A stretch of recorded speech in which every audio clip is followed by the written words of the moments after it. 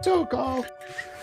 Good morning, everyone. It's Tuesday morning. Welcome to Notes of the Week on Sick of This Shit Publications. I'm Nick Paro, not your dad, joined by my good friend Walter Ryan, our level 36 magic user, and my good friend Walter. How the hell are Whew. you today? I'm doing all right. I was tired, but then I got all riled up this morning. I was talking to Eric. And nothing makes me feel better than talking to you and all the wonderful people. I'm discovering we're getting in sync. Like our minds are syncing up. I'm feeling this power, So Yeah. with everything that's going on, I am feeling hopeful, and it's all you wonderful people that make me feel that way, and I'm grateful. Well, let me see what's going on. I'm wondering why our stream is not showing up on Substack. It just Kind of takes a weird. second, I'm sure. Hey, oh, there we are. We're on All right, all Substack. right. Hey, what's up, Yay. everybody? There's Sorry I everybody. paused us there for a second to double check on things. But what's up, all? How's it going today? It's, like I said, it's Notes of the Week, and shit is going off. Happy belated Easter and beginning of spring. Yes. You got that chat Let's link? Yes, I do. Let me send it to you here. Finally found it. It took a little while of refreshing Yeah. to find it. Good morning, everyone. Good morning, everyone. It's good to have all of you with us this morning. Hey, Kathy. Hey, Sandra. Hey, Christina. Everybody who's in the chat that I haven't seen yet on your names. Yes. Enraged is a great way to describe the starting of the day. Like, I ain't mad that you're enraged. I think we all are enraged. Today's also the Taco Elections. Tuesday. Well, it's Um, elections. oh, and there's elections today. Wisconsin, Georgia. We got a chance to flip Marjorie Taylor Greene's seat. Fuck yeah, we do. Wisconsin's going to be great. You've had some incredible interviews with candidates out of Oh, Wisconsin, yep. and I Yeah. cannot wait to have further interviews with folks. And I know you've got a ton of interviews you're going to be Yep. putting out on on Banner and Backbone You and I that talked you've with had. Emily. Emily's talking Hmm. on the Daily Whatever tomorrow. We're scheduled for that. So that's great. Fantastic. That's Derek Van Orden's district, so we can win that one. And then the Northern District, I think it's District 7. I've got Ginger Murray this afternoon at 2:00. And I think that's a district we can flip because the incumbent is running for governor. So yeah, we can do a lot. I mean, if we do nothing more than get contribute to getting 2 districts flipped. Yeah. Yeah. I think we could even do more than, I think we're going to do more than that too. Like, yeah. So, hey everyone, if you don't know, Lev Parnas has been talking about me recently in a good way. Is I'm working to contract and help support Lev's work and help him grow the Lev Remembers platform, but also help all of us grow our platforms because Lev and I have become friends over the last few months, learning who each other are. I never thought I would say that about Lev Parnas. Like, I knew the name for the last 8 years, 9 years, and I was like, I never think I'm going to meet this dude. And then I've now met the dude. And he's also running for Congress in Florida's, I believe it's 27th district. I'll have to make sure I get um, yeah, Julie, I did leave good off in the morning. It's a day. It's a day. But yeah, I'm working to support others now too, and it's going to be awesome. Yeah, he could use the tech expertise, and that's where I'm coming in. Is I'm coming in with tech expertise to help support and help grow his platform because I don't know if y'all have noticed is we've grown a really great platform here together as a community, and I want to extend that so that our community one gets recognition for the work that they're doing and people in our community get the support they need, but also it gives us a wonderful avenue to actually um, put together policy and proposals and legislation and change the direction of America and change it through you guys. Like, change it through us. We are the determining factor. And I want to build a team around me that supports me. Gotta build a And team. Say it like that. I gotta build a team. team. I'm gonna build a team of It's gonna be the experts. We're greatest gonna team ever. fucking rock it. Of writers and poets and artists. Roll. Yeah, we're going to have an ecosystem of amazing tools, of Yeah. writers, of poets, of creatives, of people who are willing to dream about what the future should look like and what we should be getting to and how we get there.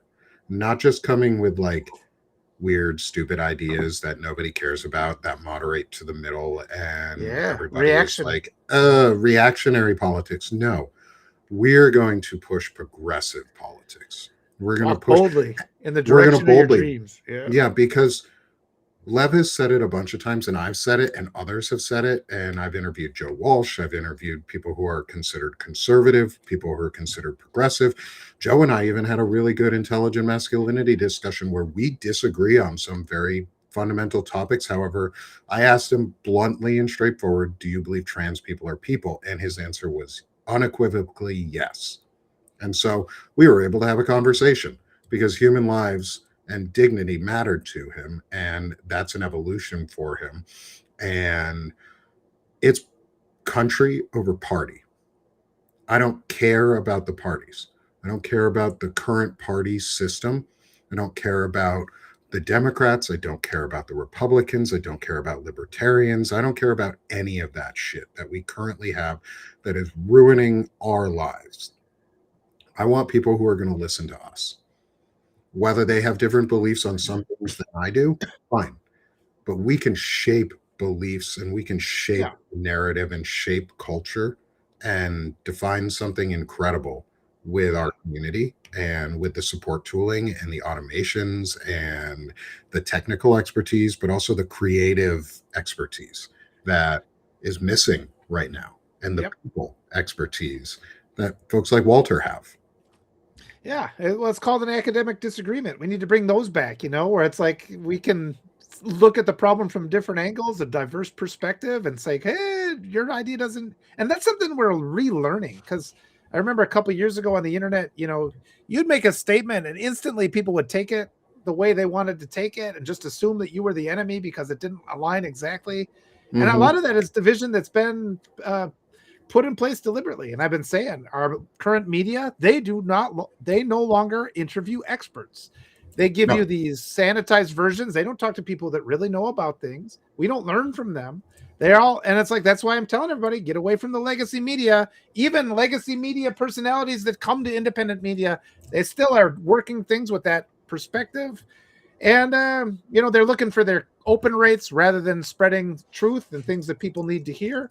That's why we're stuck with all these stories about the latest bonkers thing that Marjorie Taylor Greene said, or all these other Mm-hmm. things, or the Kardashians. It's just like clickbait. That's all we ever get. So yeah, congratulate everybody for coming onto a platform where we're going to talk about real ideas and defer to the opinions of experts and not dismiss something just because it doesn't fit within the party line, like what our Yeah. overlords tell us we should think. And yeah, Nick and I disagree sometimes. And that's fine. It doesn't mean we hate each other. We're trying to work through the problem and find a solution that actually functions. He sees things I don't, I see things he doesn't. Together we are more powerful. And that's what we've forgotten. United we stand, right? Yeah. Yeah. And one of the things is like we've been so lied to on so many different areas of American civics. Like it's so fucking stupid. Yeah. Like Yeah. the parties have lied to us to say that we can only like only vote for them. Independents don't get a say in primaries. Like we have closed primaries where you can't vote for both sides of the aisle or your top two candidates. Like Yeah. California's doing it right. And I'll say this, if the Democrats don't get their act together, they're going to fucking lose a governorship of the bluest state in the union. And you need to fucking get your shit together, Democrats, Yeah. because y'all are fucking stupid. Yeah. If you lose California, you're fucked. Yeah. Fucked. Yeah. Like, Yeah. That's unbelievable. The however, ego. The ego. however, the idea of ranked choice voting is a way to go. Is one of the best ways to go because it removes extremism and it puts popular choice in there. And a lot of people tend to be like, well, I really like this candidate, but they have no chance of winning. Well, popular choice gives them the chance to win. And it opens everything. And my plan is not to win over MAGA or win over moderates, to be totally honest. My plan is to activate apathetic voters and those who have been told that their vote doesn't matter. So they've given up. So they've Yeah, stopped absolutely. trying. So they don't even vote.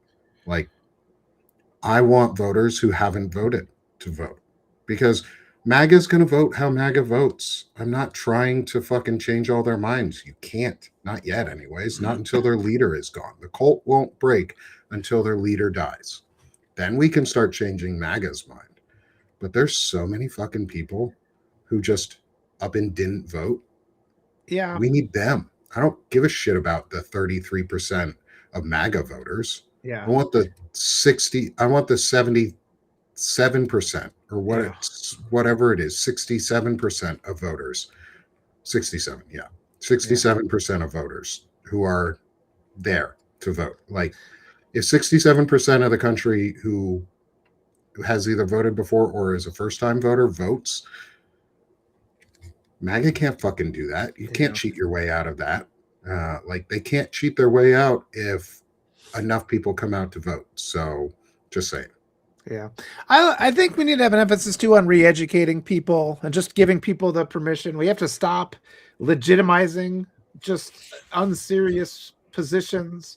I always say, pro-life is violence against women. We have to say things like that. We need my children deserve to have bodily autonomy. That's the thing. And like we defer so much and we don't answer arguments. And that's why I get my article this morning was about, this absurd idea to appeal to moderate Republicans. And it's just like, they don't have a legitimate position and we have to stop legitimizing it by addressing it, and reacting to it. Like we just said, Mm-hmm. educate people, let people know this deferring that the center does, this deferring to where we just are not even in the fight a lot of the time.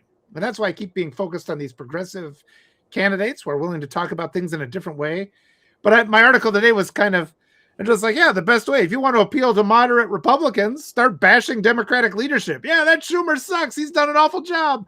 And it's like, oh, then they're like, the Democrats are like, no, we don't want that. We want you to attack, socialism and things. But you can take their very arguments that they use and just dismantle them because they're so contradictory and nonsensical. And this is among establishment Democrats I'm talking about. So yeah, Mm-hmm. we just have to shift everything. Our perspective has to be much, much different. And the moral high ground, like Robert Dana says, we shouldn't be shrinking away from pedophile protectors who are using taxpayer money to fund transgressions against children. We have the Mm-hmm. moral high ground. How dare they? How dare they stand there and act like we aren't doing enough or that we aren't patriotic enough or whatever? They should be the ones retreating, and we have to take the fight to them. And really, because they are already taking the fight to us and they're killing us. So we need Mm-hmm. that change of perspective.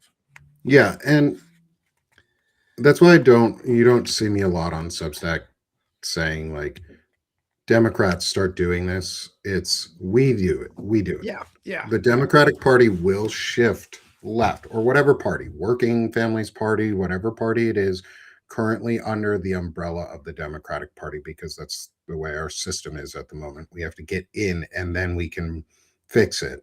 Is we need people to continue pushing for conservative or for progressive candidates to get in.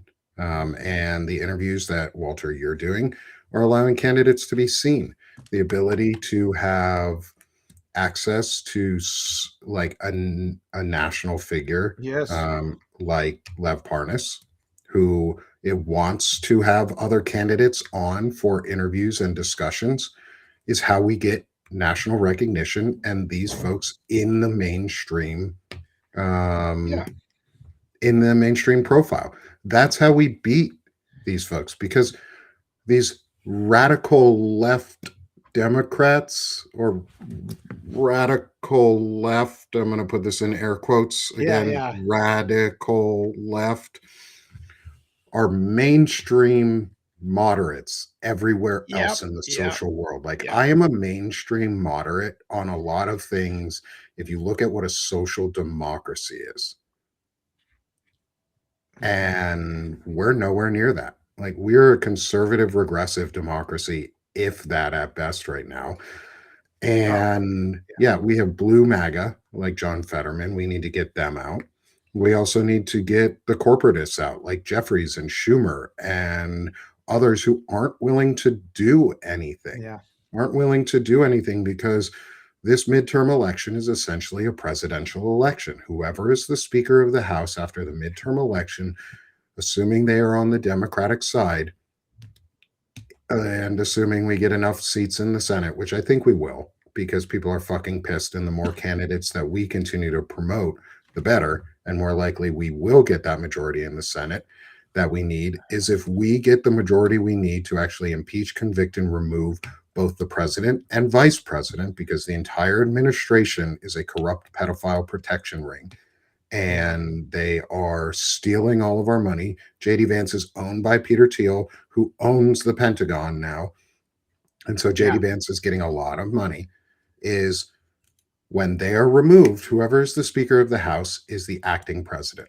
Yeah. Well, there's a lot of ways. President.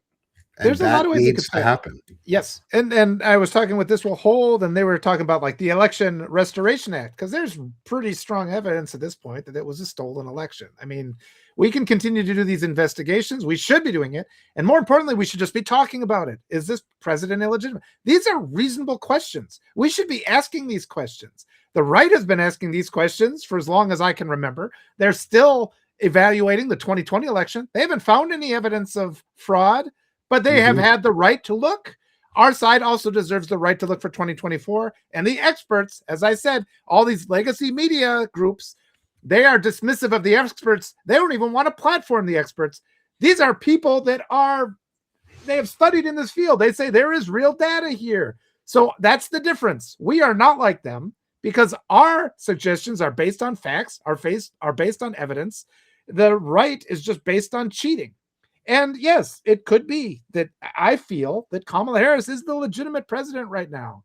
So she would be the one who would take over that office. We can do it a number of different ways. There's not just one way. An Election Restoration Act. We hold everybody accountable for treason. We put her in. So you wouldn't even have to make her Speaker of the House. You could just restore the legitimate terms of the election. Going to take a lot of work. But these are things we need to talk about. And somebody mentioned Lev. That's why Lev is great, because he is giving people like us a platform. We would otherwise be deplatformed, so I do appreciate that. Yeah, and if someone's willing to give us the platform and is offering to support us in that platform development, I'm not going to turn it down.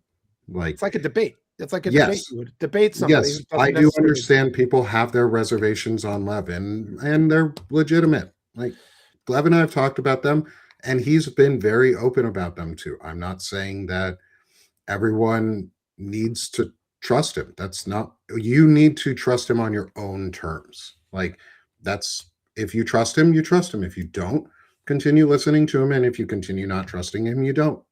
That's your opinion.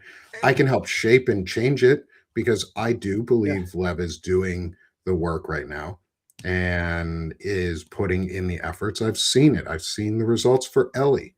I've seen the results for Kate Justice. I've seen results for us. Like, it's not a bad thing to have friends like that. And yeah, I understand people have their reservations. That's okay.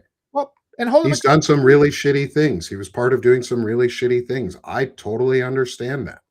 Totally hold him accountable too. It's not like somebody like all of a sudden they're like, oh, I'm on the good side now. And then it's like everything they do from that point forward is fine. Call him out if he does something again that is wrong. And I think, and I try to model that. I mess something up and I'm talking here and it's like, okay, I'll try to do better. I'll listen. And that's all we can ask for with people, especially now.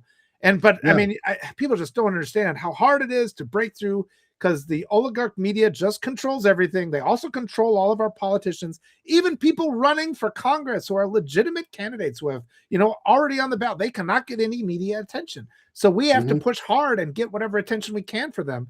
Because the establishment Democrats do not want to give up the power. They're much more willing to suppress a popular grassroots candidate who is canvassing a district.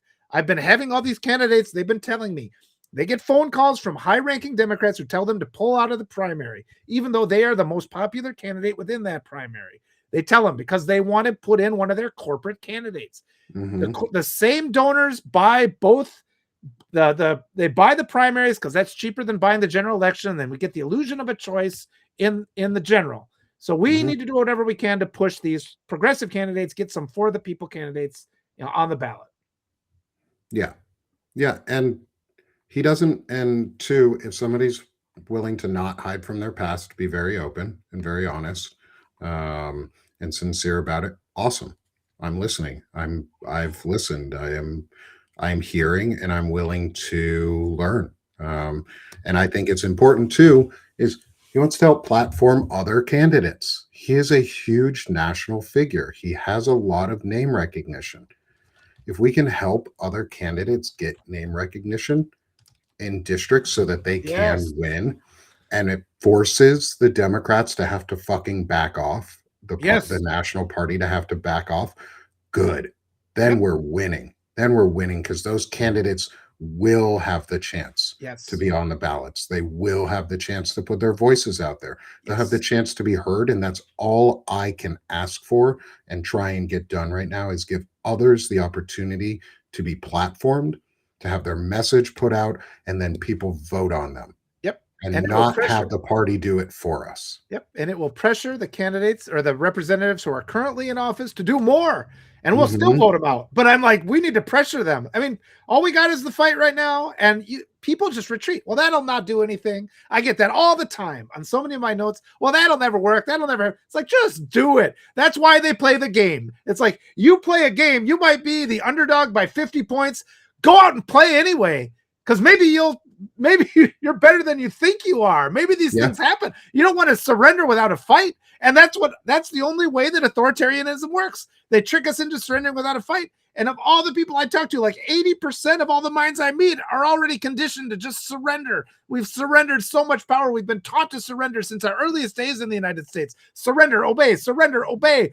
To hell with it. Let's fight back for a change. And I don't care what happens. The first time you stand up to a bully, the bully might be bigger than you, but you say, you're not going to win without getting hurt. Keep going. And that Keep going, Walter. down. I'll be right back. All right.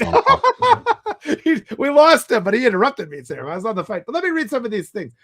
Yeah, well, Lefty just mentioned Plattner. We're worried about that Totenkopf tattoo. I know that Nick has some comments about that. I guess, though, I based on what we've just been saying, I got to have a talk with him. And whether these talks turn into a promotion or a debate, that becomes a valid thing. So, yeah, we'll see. I mean, these conversations, I try to do my conversations with candidates not as, this is somebody that I've picked, but I want to give people a chance just to get to know them. And most of these progressive candidates, so we brought up Plattner, Nick, and I think I have reservations about it. But I think in line, I mean, if he wanted to talk to us, and we could push him hard on his, and then, like I was saying, I don't endorse people, but I let people get a sense of them. And most of the people, the integrity just shines out. And if they are not people of integrity, that shines out too. So Beth likes my glasses. Thank you, Beth. All right. Nick's back. I'll let you go again. Hold on. I'm trying to figure out why my audio decided not to go back to my headphones. All right, let me keep reading these things. And MJ says it's not just the tattoo, it's the post where he blamed rape. I'd have to look at that post. I mean, that's a valid thing. We could bring that post up. We could have him talk about it. We could have him see if he shows accountability. And if he doesn't do it to our satisfaction, we could explain what adequate accountability looks like from our perspective. And I think, because we just, like I said, sometimes you are debating your opposition. Sometimes you are having kind of a think tank and trying to go forward with the strategy. And I mean, there's some people that are diametrically opposed to what I think. And as long as, I haven't talked to too many people that really think differently, like extremely different than me, because I think it would probably get hostile. But often what you see too on all these posts on social media, the right wing comes out, the first thing they do, they start calling you, names. They start using inappropriate terms. They start swearing at you. They don't want to engage in an actual discussion, because they know if it's actually a true intellectual discussion, they're going to lose. So they use all those distractions. And unfortunately, our entire media mechanism has just kind of defaulted, where we're more afraid of provoking the right than we are just about saying, hey, the things you're talking about are based on just flat out lies and flat out untruths. We have a right to ask questions. We have a right to see the medical documents when a candidate claims he was shot in the ear. We don't have to take his word on it, especially if he's a convicted felon and a no liar and a fraud, and to legitimize people by just letting them off the hook. That's the problem. And that's what all of us have to change. All you wonderful people here. And I've been saying again and again, help me interview these candidates. Let's get more and more visibility for them. Yeah, no, I totally agree. And I'm looking in the chats around a lot of what you're saying, Walter, and people agree. And what I can say, I'll go back a little bit. What I can say about Plattner is I've had some conversations with folks who actually know him and have known him for a time, and I'm still concerned about the tattoo. Like, having that there for that long is a really big red flag, especially if you're someone who knows the field and knows anti-fascist work and did that type of work. Yeah. And the explanation that was provided around why he had the tattoo isn't satisfactory to me, because it was a shifting of blame towards he was young and dumb and a woman wasn't there to tell them not to do it. And that really fucking pissed me off. Yeah. And he's part of that group. I was reading, someone tagged me in an article yesterday that I read through, a really good article about like the issues of masculinity on both the Republican and Democratic side, or the progressive and regressive side of everything across the spectrum, is a lot of men still are just terrible towards women. On our side too, they just see it slightly differently, so they're still willing to degrade women in a lot of ways and use them as scapegoats. And we have a lot of work to do, because only a small amount of us are on the track where we're actually shifting our terminology, using our words and our power to change that cultural approach to being harmful towards women about everything. There's an article about being a man in a group of other men and them believing that you're part of that group. And that group is pretty misogynistic and gross all across the board in all circles, and it's on us to push back against it and change that, so that candidates like, say, Plattner aren't even a concern. Because that type of discussion around like how it was a woman's fault and blame shifting wouldn't even be there, because that would, and yes, that is a purity test. I'm okay with some purity tests, because I don't want fucking Nazis. I don't want fucking misogynists. I don't want racists. I don't want bigots. Child rapists. That's okay. I don't want rapists. I don't want child predators. I don't want pedophiles or whatever hebephile or whatever they want to call themselves to make themselves feel better about it. I don't want that. That's a purity test, and that's fucking fine. I want people who believe people are people and that people deserve value because they're inherently valuable for living. I am pro-life because I think people should deserve the right to live, and that life deserves to have the basic necessities taken care of, because we are the wealthiest fucking country in the world, and we can do it. We choose not to. We choose to leave our citizens and our people behind. We choose to do that so we can do things like blow up schools in Iran, or threaten to blow up all of the bridges and civilian infrastructure in Iran, which is, by the way, a war crime.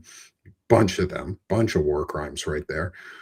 And the underlying threat that people should be talking about is, thanks, Elizabeth. It's, as Elizabeth Select LaRue Esquire says for us. Hopefully I said your name right, and I'm sorry if I butchered it. You got it right. She's wonderful. She's my good friend. Awesome. We have to have her on soon. Yes, absolutely. If she's ready now, we can bring her on. Yeah, Elizabeth, if you want to hop on today, I'll send you a link in a DM, and you can We're join gonna us be for a here a little while while. too, so it can be in a little Yeah. bit if you're Yeah, ready. we've got about an hour and a half. So anytime you want to jump on, if you want to come and join us, happy to have you with us. I'd love to meet you. But what you said is it's not a purity test, it's a quality and qualification test. I think that's a better way to put it is we should stop using the words that they use. It's not a purity Yeah, test. yeah, It's yeah. qualifications. We should have basic standards Nope. and qualifications for our if it makes you feel better, Elizabeth, I didn't do my hair today All either. right. She's talking to me on Thursday. I think it's the Okay, 17th that I awesome. get to talk. Yes, let's get you on the schedule because I'd Yeah, perfect for me. love to Nope. have you here. And by the way, next week we have Andrea Watkins for is it Andrea or Andrea Watkins? Let me check. She has a large following on Substack, and she does a lot of Wonderful. incredible work, and I'm excited to meet with Good. her. Good. Next week is Andrew Watkins is coming on next week for the first hour of the show, Perfect. and that's going to be so fun. We're going to have so much fun. I want to say So too. Elizabeth, if you want to join us next week too, be Yeah. part of the group for that. Oh, If you haven't met Andrea, I've never met her. Let's have all of us meet her. Like this, yeah. hell yeah! Let's build this group. I Yeah, want to say too. What were yeah, you go ahead. saying? What you're going on? Like the legacy media when they do those interviews, like on the Totenkopf, and they like accept his narrative. And the advantage you get on this is like I would spend the whole time on that point until we had a satisfactory answer. It's not like, oh, here's the interview, you come on, how did it Mhm. happen? And then he says some story that's filled with contradictions. We're like, okay. It's like, well, let's stop for a second. Let's walk through that. And that's why we don't see these, anointed candidates. They are scared to talk to us. And this is how you handle people that are abusive people. You say, what's your story? And they tell it. It's like, well, that doesn't make sense. It's got this point, this point. I saw a video the other day where this guy was talking about how, well, Biden let all these immigrants in. And the guy's like, how did he do that? How did he do that? And of course, the guy couldn't answer. It's like, finally, he got him to the point of admitting, I guess I don't know. It's like, there, now we can start. You just admitted you don't know. You are building a structure on a foundation of ignorance. You just admitted it. That entire structure can be pushed to the side. And too often in our legacy media, we just allow the right to make these just erroneous assumptions, and then they just skip by it. They're very good at it. Once you get good at being a narrative person, you see, oh, right there's the lie. They have all these strategies for skipping it over. It's like magicians. It's sleight of hands. They say something that's absolutely nonsensical, and then they're like instantly under this other thing. And if you're like, wait a minute, they say, hey, I'm talking now. You had your time to talk. That's Scott Jennings with his resting white supremacy face. He sits there just like smiling and smirking, like, well, that's just ridiculous. That's just ridiculous. All these are strategies and tactics to deflect from that essential truth that they always keep hidden. And Nick and I, we wouldn't put up with it. I know, like a guy like Plattner, he wouldn't be able to get away with it. And if he could, through the course of a 2-hour interview, if he could earn your support, I mean, he would have that opportunity here. And if he would also expose himself as a fraud, that would happen too. And so that's why it's important for us to talk to people like that. Yeah. Jesse Waters. Oh, that guy's awful. That guy's just awful. Or like Michael Cohen, he's an abuser. The way he talks is abusive towards people. And that's what we're trying to break out. Like, it's okay to have qualifications for those on our side, where we view people as, are you qualified to do this or not? Do we trust you or not? And Michael Cohen's not trustworthy. He's shown that over and over again. That's the type of thing. Like, all we have to do is like what you're saying is get on an interview with them and just sit there and ask why, how, where, and when. Like, you just need the simple questions of who, what, when, where, why, and how. And when you don't get a satisfactory answer to a question because they're not willing to explain it like truthfully, you just sit there and go, why? How? Why? Or go back. Why to do you believe that? Yeah. Why is it this way? Why do you think that? You have to it's all you have to do. It's just ask why. It's and like, continue to ask why. And yeah, for those who are talking about YouTube, is we are on YouTube. We're on YouTube and Twitch right now. In fact, we cross platform, and yeah, we don't get a lot of traction there. It's pretty obvious that they don't want us to have a lot of traction there. That's okay. It's yeah. okay. We're continuing to build on YouTube. We're getting very close to the Sick of the Shit publications is very close to the first 500 subscribers, Whew. which help us get across that mark, because then we can open it up for subscription based, Oh, or we can get closer to opening up subscription based feeds and things like that. So maybe we do get more traction on YouTube. So find us on YouTube too, yeah, and follow us there. We're working on building all of this, because the more we get, the more platform it yeah, like openings we have, the more places that we stream towards, the better. yep, And the more our message gets out. And yeah, it takes a little while. We're playing against billions and trillions of dollars with hundreds and maybe thousands. yeah. Like, Well, we also got integrity and truth. Those are our yeah. weapons, and they have lies. They have billions of dollars and even more lies. Truth is going to win. It just Hmm. takes time. Yeah. Yeah, It, it I, does. I was just thinking, like in the movie Blade Runner, I keep bringing this up. They do the thing called the Voight-Kampff test, where they're testing whether somebody Hmm. is a replicant. And it's sort of like what we're doing. There's a series of questions you can ask to determine if somebody is a white supremacist or MAGA. And it's people in the chat have been saying it. At some point, they start getting angry, and it's like nobody should be, you're asking reasonable questions about things. The point where they start getting enraged, and I'm pretty good at this. And I mean, all the people after all this time, we've been in this narcissistic relationship, this abusive relationship with this country, especially in the last 10 years, but all the course of our lives. Use the things you learned in your romantic relationships. If you've been in abusive relationships, as I have, I'm sure many people have, the language that are all the strategies and tactics are the same. And they come to pieces if you push them back, if you push back at them. You say, what you said just doesn't make sense. There's a contradiction there. And they get mad. They try to cover it up. And what we're seeing in our society today is they can't cover up all these fires. There's fires all over the place. There's too many for them to point out. The veil is opening up. We're starting to see the daylight on the other side. This lie that they've been subjecting us to, this trap, this cage, by which they don't even let us explore certain parts of our reality. Like we're not even allowed to talk about election integrity for some reason. That's not instantly the Democrats want to pivot, and the Democrats are bad at this too. They want to pivot and say, well, we have to get around the candidate. Our elections are secure. How dare you even suggest that a system as large as the entire the United States could be anything but completely secure? And we're supposed to just like submissively retreat and believe that narrative? We have every right to push back. And the more we just empower ourselves to ask these questions, it's a reasonable question, and just insist, because they're going to try to make us think that we're not being reasonable. And that's where the control is. So that's why we validate each other on platforms like this. We say, no, I did have a right. That's how you escaped your abusive relationship with a spouse or a boyfriend or girlfriend or your family. That's how we're going to escape this abusive relationship with our nation. It's by building that support community and empowering ourselves to have these honest conversations and to stop disregarding those lies that the abusers try to push over and make invisible. And then they become offended when we point them out. Those are what we have to fix. Yeah. And for those in the audience who, while we're talking about this, is like building our own platforms or using our own um, tools that we're building, is we have I have a volunteer form that if anyone wants to volunteer, you can submit the form.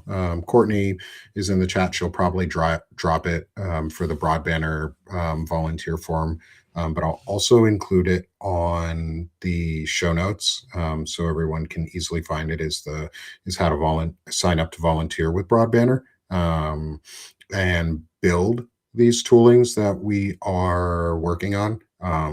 So just so everyone, because I've talked about it a little bit on Palin Talk, and I've talked, I think, a little bit about it here or in other places around, is I'm working on building a bunch of automation tools and things like that for supporting my work, but also supporting the community's work, and being able to get people to have the ability to more easily post and Yeah. distribute their content on multiple platforms and build up their viewership and ability to produce, because the more you put out, the more people see it, the better, the more. Yeah. And if we flood the zone with our content, we Oh, can win.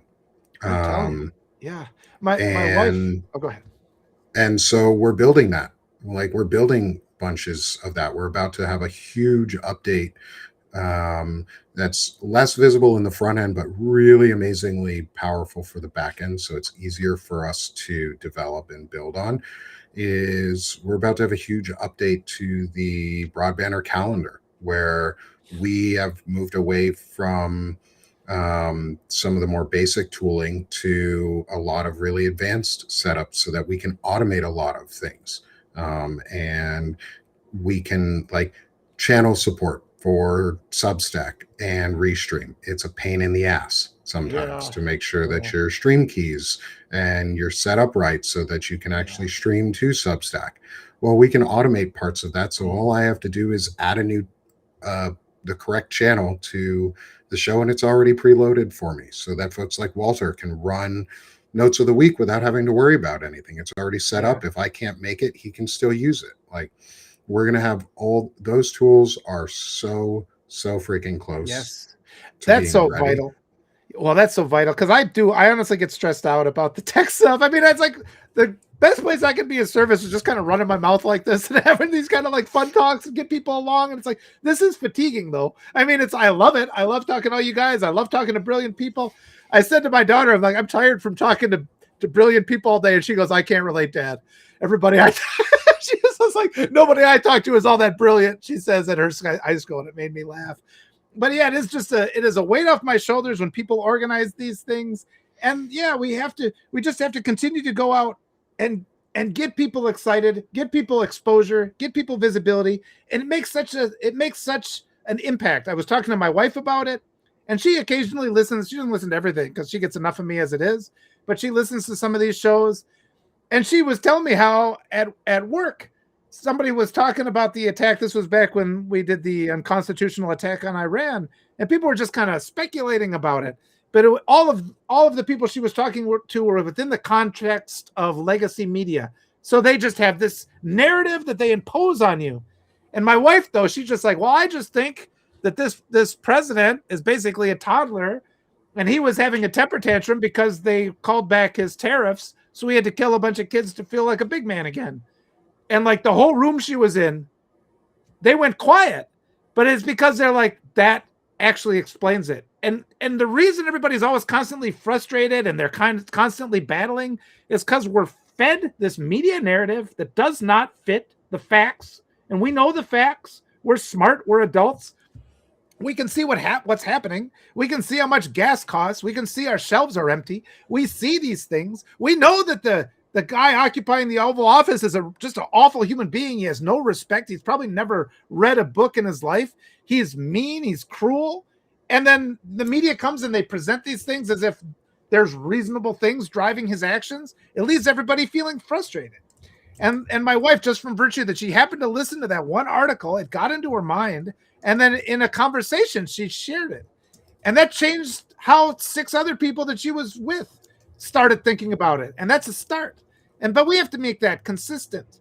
I mean, imagine a world where the entire media, was presenting accurate information, where we were respecting and elevating experts rather than sanitizing the things they had to say because they're inconvenient and they make people feel bad about themselves.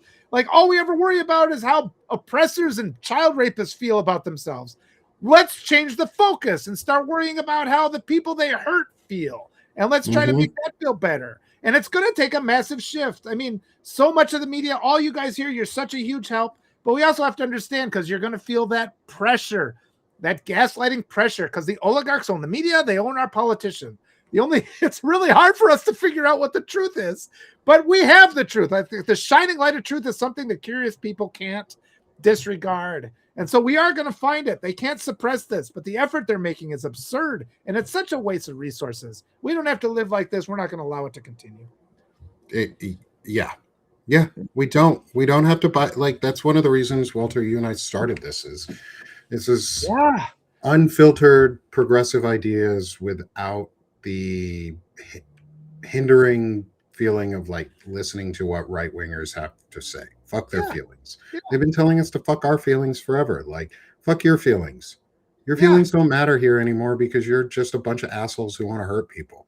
Like, yeah, fuck you. I don't care about your ideas. I don't care about being nice on those ideals. Like, I don't have to be nice to you about your ideas. If you're not going to be nice to me, why should I have to yeah. why Model should that. I have to accept that you get to be an asshole, but then I have to just take it and sit there and let you be an asshole, and then you get mad at me for calling you out for being an asshole?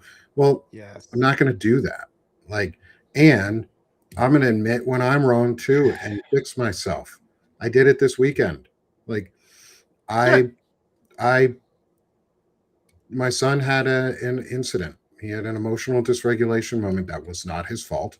It did get blamed on him. Oh, And at the end of wow. it, I was trying to very much keep him safe from getting more blame for something that he didn't cause. And afterwards, I went up to him, and when we got him finally away from the situation and calm and relaxed, and I went up to him and I just said, I'm sorry. Yeah, I'm sorry for, and I didn't ask him to, and he started saying, but dad, and I was like, no, I'm sorry. Whatever, yeah, everything, the way, if I, the ways that I had spoken to you that made you feel like it was your fault, I'm sorry. I was wrong. And I apologized to him. I didn't ask him to do anything after that. I just said, I'm sorry. Didn't ask yeah, him to accept the apology. I left it with him and I just said, I'm sorry.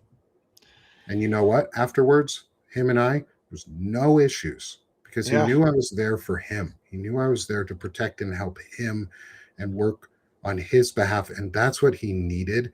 yeah, And I didn't tolerate others adding to the feeling that it was his fault when it wasn't. And it caused an issue with another adult because I said, you don't get to have an adult temper tantrum at him when it's not his fault. And that wasn't taken very well. But yeah, you know what? It was what was needed to be said. yeah, And yeah, I think it, in the end, was taken the way that it needed to be because it wasn't okay what had happened. And I didn't want to tolerate it yeah, because I needed to parent my son and others weren't allowing me to. And so I said, step the fuck back in a way that was appropriate for the situation to help my son. And then I mhm. apologized to him. That's so, thank you. Thank you for that. Thank you on behalf of your son. And I just like, I'm so encouraged by that. And I was talking about this yesterday, how all my life growing up, I was mad. And I'm like, and I resolved when I have kids. This was when I was like 10. I resolved, I'm going to apologize when I'm wrong, you know? And even so, I was telling this yesterday. The very first time I knew it was my time to apologize, it was still hard to do that first time. Mm-hmm. I did it. I pushed through because I recognized, and I had to just call back. I'm like, well, what's going to happen? Like the thing the parent forgets is that the child grows up to be stronger than the parent, and so you have to recognize, and you have to do it for a lot of reasons. But yeah, you've done something, you've done a great gift for your son in doing that. It was your son, right? You said, Mm-hmm. and you've taken away this obstacle of frustration in their mind. Like if you had done something that was unjust and made them handle it, you know, that's just going to sit there, and it's effort that they have to go confront against this obstacle. And when you take the responsible choice and you remove that and say, yes, this is the way it's going to be going forward, they have all this power for better things. And I've been watching my own kids now that they're, a sophomore, and they're free from so many of those frustrations and obstacles that are holding other kids back. I mean, all these kids, the emotion. I mean, every day when I drop my kids off at school, I'm just like, I love you. I hope you guys have a good day, and they leave happy, And you see other parents, it's like they just scream at their kids. Like the last thing they say is they scream at their kid. The kid is like, and you're left with that thing in your, it's like when you're having a fight with anybody important in your life, you're left with this thing, and you have to work around it the whole day. But that Mm-hmm. takes away your mental energy. That Yeah. makes you less equipped to do well on a test or to absorb information. So if you send your kids to school with that injustice, having them to fight that battle of injustice on their own, it makes them get lower grades. And then they come home and they have bad grades and you get mad at them again. And so it just builds and builds. But I had a story too, like yours, Nick, where I done on a different occasion. My daughter had done something and I got mad. And it was only later I'm like, actually, that wasn't right. I actually took her out of school. And as I was driving to school, I was going, I'm going to take you out of school and we're going to have a dinner or a lunch and talk about this. And it just, my whole future flashed before my eyes. Like, and it's like, I realized she is under no obligation to forgive me when I make a mistake. Forgiveness is not our right. You can ask for it. You do not get to demand it is granted to you. And it just, I walked through it, on the drive. This drive to school is a mile drive and it felt like it took 100 years because I was entertaining this idea of what if she doesn't accept my apology? And it's like how hurtful that's going to be. And I'm just like, well, I'm resolved then. I have to make up for it. I have to restore, this thing that I broke. It's not enough for me to say, I'm sorry, then we move on and forget about it. I have to restore. And if it's the rest of my life committed to this task, that's what I'm going to do. And I picked her up from school and she's just like, what's this? And I'm like, I'm sorry for this. And she's like, oh, that's okay, Daddy. And it was like no big deal, but it still remains a big deal to me. And that moment remains big. And I try to hold myself to that standard all the time, but none of you on there never feel you're entitled to. I mean, if somebody says, I'm sorry, you say, okay, I'm glad you said that. You don't owe them anything beyond that because it's up to them to restore you. And you aren't beholden to them because they said those words. Yeah, the idea of instilling that you have to say I forgive you after somebody says I'm sorry is abuse. Is training abuse, is training abusive tendencies, and we have to break that. And I'm working on it too. Like, we all are. I need to. From one of the big things I recognized from this event is I need to do a better job stepping in earlier if I see something that is going to lead to, that I know is going to lead to a situation that will get out of hand. Yeah. And I could have and should have said something sooner when the situation was building. And I recognize where it started. I recognized how it escalated, and I see where it could have been presented before any of that. Yeah. And that's good you're doing that. Don't be too hard on yourself, though. No, I'm saying as a learning point is next time I can watch for those signals further ahead and prevent the situation from ever happening, because that's also a really good teaching moment for your kids. Even if you're not explicitly trying to teach them, they'll watch, they'll see it, they'll see you step in and go, oh, hey, this guy's like my son. They were building forts. I'll give an example. They were building forts, and my son did not want to do a fort competition. He didn't want to participate, but everybody else made it into a scenario where he felt bad for not wanting to participate. And I should have stepped in then before it got out of hand, because then his fort got destroyed and he got really pissed because he didn't want to participate. And his fort got destroyed by somebody else doing something. And then he got in trouble. And that's one of the reasons I apologized to him. I didn't even ask him to forgive me. I just said, I'm sorry for that this happening. And I'm sorry that I participated in making you feel bad about it. Yeah. And I'm sorry that I didn't stop it sooner. And that's all. Yeah. And it is hard. It is hard to admit when you're wrong, and that's okay. You have to be willing to do it, though. Like, that's the big difference. It's like, if you're wrong, you have to be willing to admit it and live with those consequences. And I feel bad that I did it.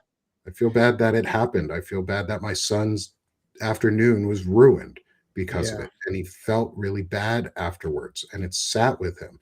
And I need to continue building back from that so that he doesn't live with that type of feeling, and he's prepared for the next time a situation like that happens. And that's growing up for him, but it's also growing up for me. And I need to, and I'm okay with that, because parenting is one step at a time.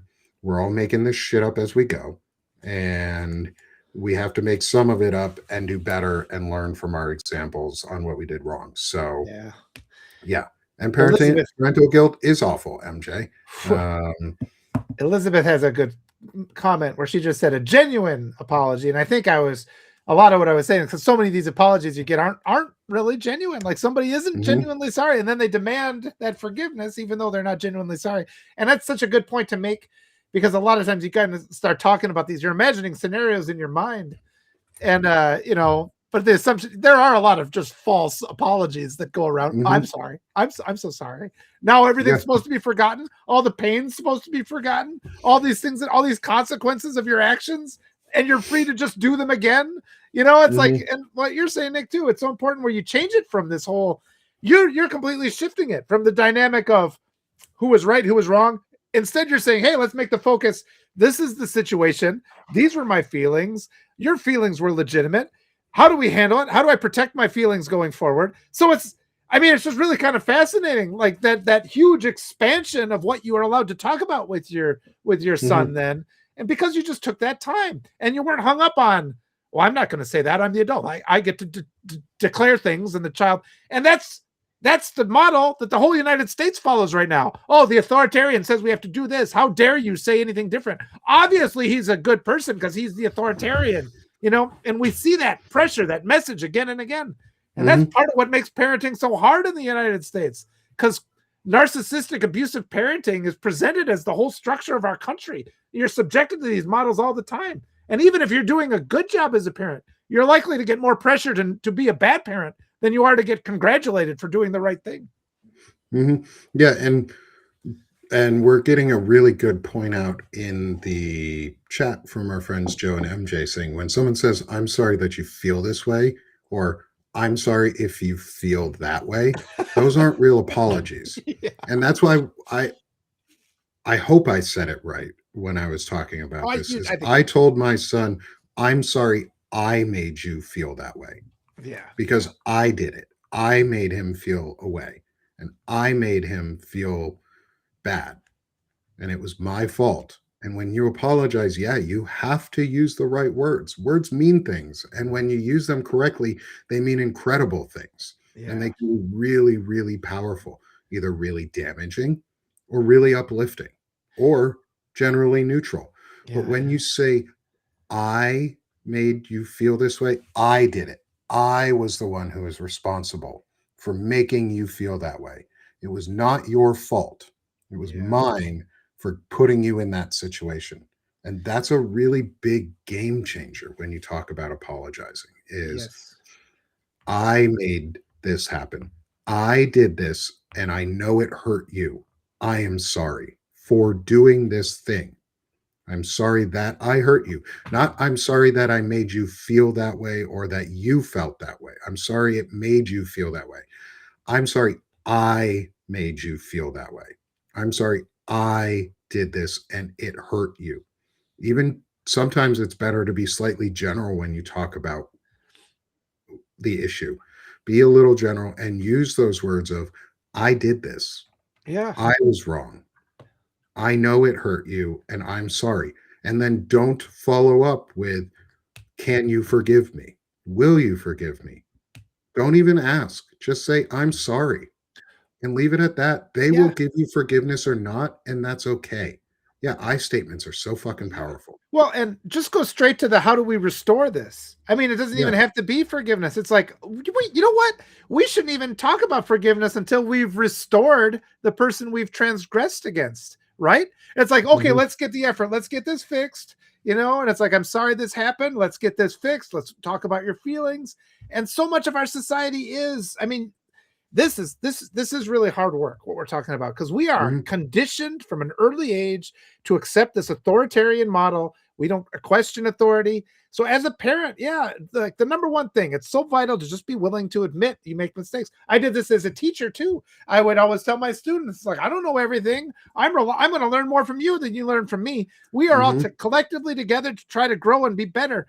And I would get pressure from other teachers for doing that because they want that authority. They want, we don't want the kids talking back to us. It's like, I don't have any behavioral issues at all. You treat them with respect and it's fine. And so much of our society is convinced That's why we spend all this money on the military, and why we spend all this money on the police force, and we spend all this money on ICE, because Americans think the only way to solve any problem is to hit somebody in the head with a club. And that's the worst way. It doesn't do a damn bit of good. It makes greater problems, so you have to spend more on the military and more on the police. And if we could just switch to that kind of, and you know, you want to call it's just a love model, you know, and it's the scarcity complex. It's a scarcity complex. Everything has to be a competition. Like everything has to be a competition in most men's eyes specifically. And that's a cultural thing. That's a problem. That's what we need to fix is not everything in life is a competition. In fact, most things in life are not competitions. They're collaborations. Yes. Yep. And that's where we differ is I want to collaborate with people. I want to discuss. I don't want to compete or debate. It's why Joe Walsh and I get along. It's because I don't try and debate him. We discuss topics from smart angles and ideas, and we find where we have either common ground or separate ground, and then we further discuss that idea. And we figure out how to make either a consensus or the fact that we might not agree on something. But it's collaborate and discuss, not debate and compete or compete and debate. Like, I'm tired of competing for everything. Yeah. Like, it's not a competition. It's like, I'm not here to compete with Walter. I want him to get that solid orange 1,000 paid subscriber check mark plus paid subscriber. That'd be nice. I want him to do that because then he gets an amazing benefit and our discussions get larger. Like it reaps rewards for me too. Helping other people do better makes you better. A rising tide lifts all ships.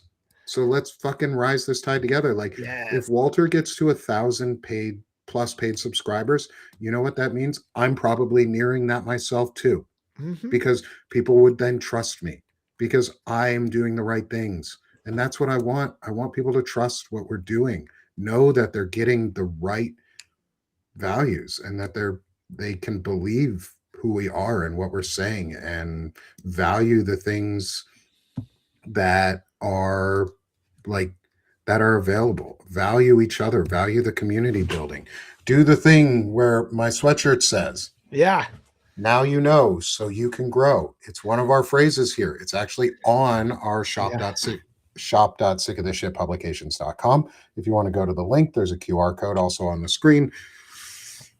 Do it above my head right there. QR code on QR code on the screen. Please go come support us at the shop. Come buy some of the stuff. We have our notes of the week sections. We also have our Just Suck Less water bottle, which is our 32-ounce metal sippy straw water bottle to remind people to just suck less, not so subtly, because some people need it. And that's really part of it is stop competing. Fuck. I want to stop say one competing thing over everything. Mason made a great comment, super important. It said it skipped over where empathy exists between two people. Just be sorry to each other today. And what this means is sometimes you just have to let people process their grief. That's so important too. I had an issue like this. I wrote an article about this it was another case with my daughter where we were out on the paddleboard and I accidentally flipped it over and she was really mad at me. And I'm just like, I didn't mean to do it. It was an accident, but it was just like, I had to just sit with her for a while and she could be mad, you know? And it's just like, you can't pressure somebody to not be mad. It's like, okay, I am sorry this happened. We'll just be quiet. And it's sort of like, and because you're as an adult, you're like, well, I organized this. I got all this stuff together. I got this. We're supposed to be fun and your attitude. And it's like, look, you have a right to just sit there and process your feelings for a minute. I'm going to respect that. And then, so that even comes before working for restoration. Sometimes you just have to give people a moment to be mad at you and not pressure them in that moment and just listen to their anger at you and respect that. And that's, I think that's a really brilliant thing that I'm really happy that Mason is fed up shared, because that's such an important point. The article I wrote on that, I should share you some of the comments. People were coming at me left and right about how wrong I was. And it really made me sad, the extent to which emotional intelligence is just at the toddler level in the United States, because this was not a hard concept to understand. No, yeah, and that's it. It's emotional intelligence is just super underdeveloped in our nation on purpose. And in a lot of places, it's not just the US. It's a global problem that we have of men being shitty and assholes and fucking over other Well, they are people. better in other countries, though. Having lived in other countries, the men in the Yeah. United States are uniquely bad, and Yeah. it needs to be fixed. Yeah. Oh, yeah. Yeah. And one of the things we export most to other places is hate. Like, we are mass exporters of it. We do it really well here. We just call it free speech It's and then don't American regulate it. culture. White Yeah, supremacy is American culture, and we have to change it because it's reprehensible. Yeah. yeah, we do, and it's finally okay to just like to do that. Like, Yeah. Because we've the seen what it Confederacy, causes. we should have stopped it at the Confederacy, but we Yeah. allowed them to reintegrate into society in a way that was Yeah. unacceptable. We allowed their politicians back in. We allowed Yeah. Didn't them want to hurt to. their feelings We by didn't want to telling the hurt their. truth. We coddled right-wing feelings Yeah. again. Yeah. We coddled anti-humanist feelings. We coddled people who were fucking awful, who wanted to own others so that they didn't have to work. It sounds a lot like the technocrats right now who want to Yeah. own us so that they don't have to work and we do. Looks like what the billionaire pedo class is doing right now. We live in a slave system still. We just don't want to call it that. We can call it that. We never stopped living in a slave system. We shifted it to the 13th Amendment so that we turned slaves into felons, and Yeah. felons are now slaves, and we get around with it because we pay them like a penny a day or some bullshit wage or some dollar a day bullshit wage, Yep. and we call it okay. And And then the we wealth class. criminalize everything and we turn people into slaves, and then they don't have the wealth right to classes. vote. They don't have the right to their civics. They don't own anything. They're owned by other people. We just shifted it. It's time we fucking fix and end slave systems in the US. And wealth is the plantation class. I mean, they're the Wealth. ones that are above all the laws, and we just have to stop having reverence. And I was talking with that Annalisa Brunner. Her comment was so brilliant.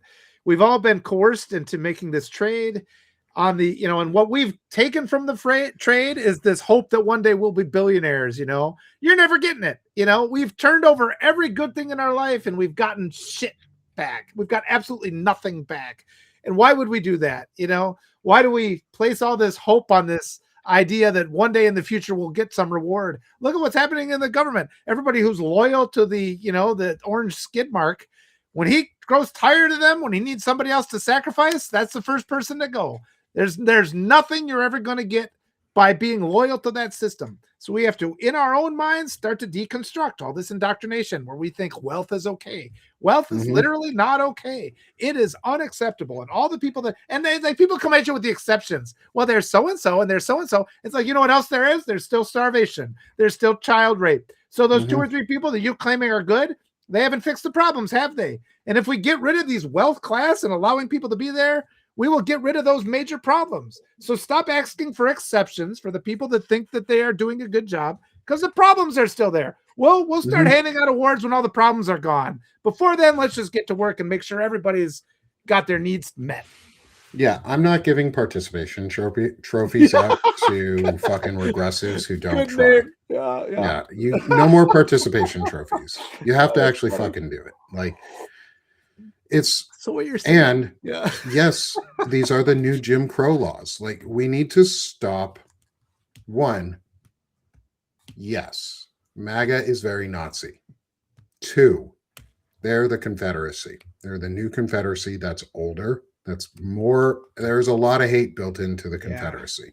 We need to acknowledge that we are fighting the second coming of the Confederacy. We're not fighting the Nazi regime. They like the Nazis. They believe in Nazi policies, but the Nazis were influenced by the Confederacy. The Confederacy is the fucking problem. We need to get rid of the Confederacy in the US as a thing that people latch onto as a positive. We have allowed a Confederacy that was a union of traitors who broke away from the nation to own other people. They want to do it again. They want to complete the mission. When Donald Trump's first insurrection happened on January 6th after he lost the election, they raised a Confederate flag over the nation's capital. They've been wanting to do that since the Civil War. Yeah. This is a new Confederacy. These are Jim Crow laws. They want to go back to owning people. They already do it. That's what the credit system is for, Yeah. is to own you. Well, the Because if you detention default on your camp, the credit, you go to concentration camp. jail. They got people in Healthcare, that's why concentration it's camps. tied. Yeah, that's why it's tied to your job. That's why dental insurance and vision insurance are all separate insurances, because they're tied to your job, so that you are slaves to a job, to a system that requires you to give up everything so that Yeah. the few can prosper. And thank them for it too. And You're thank them expected to and do lick their boots while we're doing it. We get to eat their shit and drink their piss and call it rain and chocolate. it. Yeah. And I'm not buying that. I don't buy that garbage. It's lies. It's lies and it's Confederacy.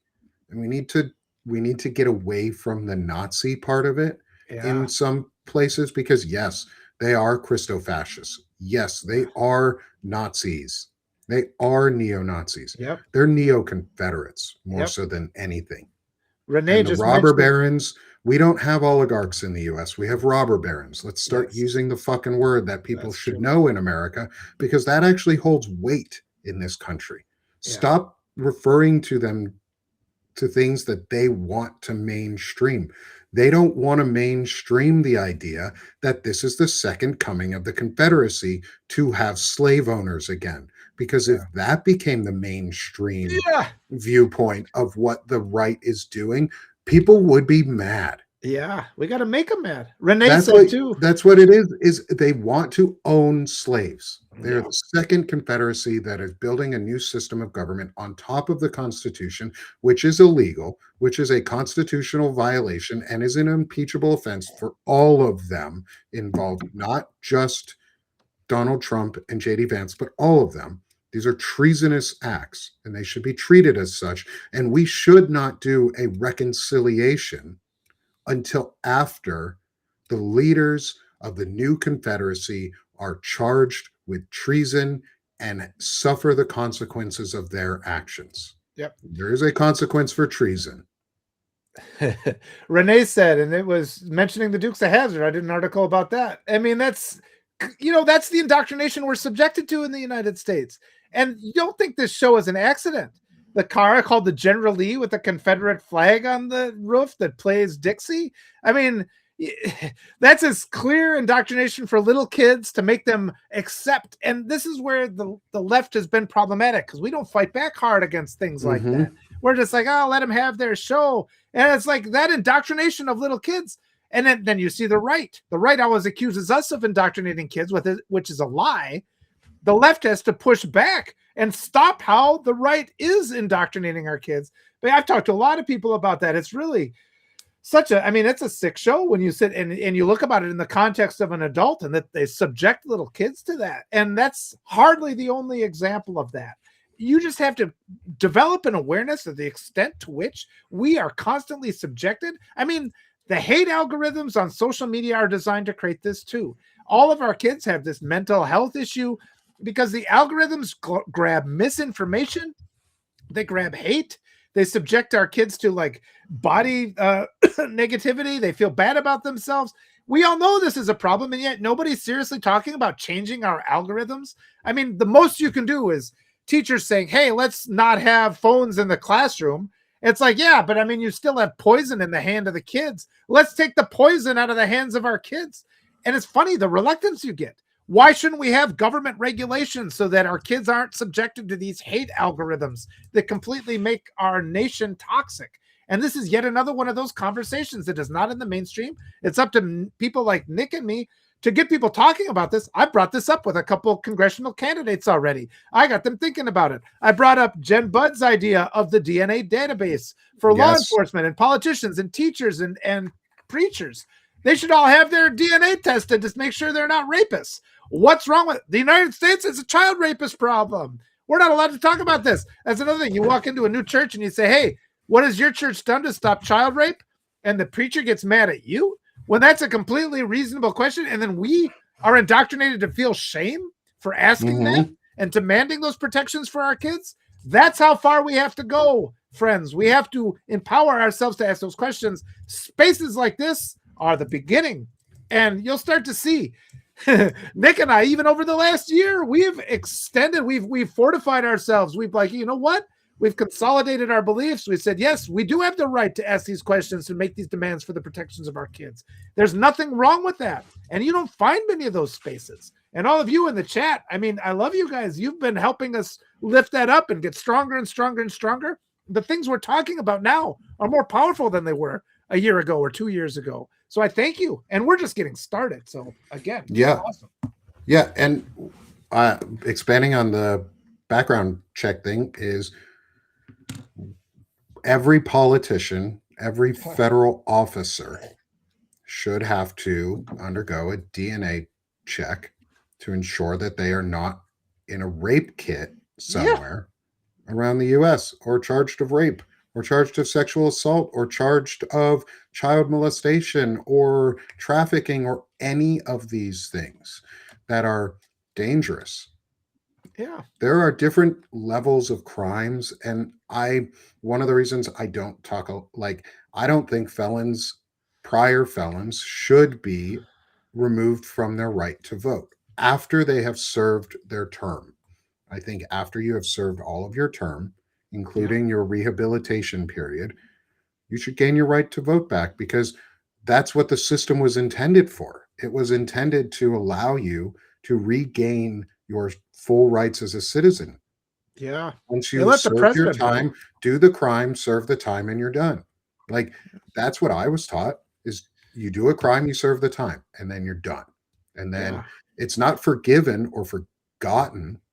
It's still there. It's on your record, but it should be easily visible for others. Like, the US should, one, we have the fucking surveillance system in place already to do it. Like, we have the systems already there, the DNA tests already there. And it's not a bad thing to require your politicians to be qualified to do their jobs without a history of rape, sexual assault, abuse, hurting other people. And that should include an international search, because if you're an international criminal, like, you are on the criminal watch list to be arrested in Europe, let's say Interpol has you on their arrest list, you shouldn't be a fucking politician. More than likely, unless you're on that arrest list for some stupid ass corrupt reason. But we should be able to evaluate and know that. Yes, we have a right to know.